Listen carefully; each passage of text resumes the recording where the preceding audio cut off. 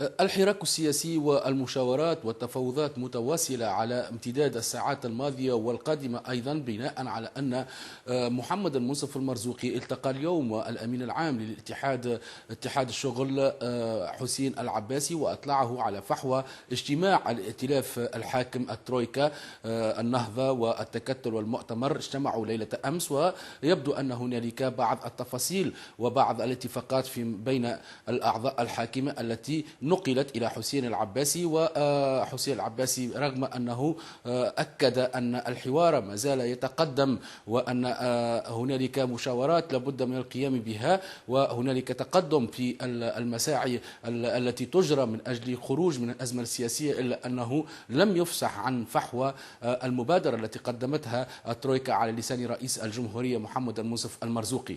المشاورات خارج إطار الاتحاد العام التونسي للشغل تتواصل أيضا بين الأحزاب السياسية المعارضة والوسطية أيضا، وهنالك حراك شعبي بالتوازي مع الحراك السياسي تنظمه اليوم الأحزاب المعارضة. بداية من الساعة 6 مساء بتوقيت تونس سيكون هنالك في العاصمة مسيرة شعبية حاشدة دعت إليها جبهة الإنقاذ كإطلاق لأسبوع الرحيل. تأتي هذه التحركات وسط إجراءات أمنية مشددة، ولاحظنا سحب قوات الجيش من المؤسسات العمومية ومن محيط المؤسسات العمومية أين كانت تتمركز لحماية هذه المنشآت، وعوضت بأخرى من القوات الأمنية، وهذا فتح باب تأويل كبير.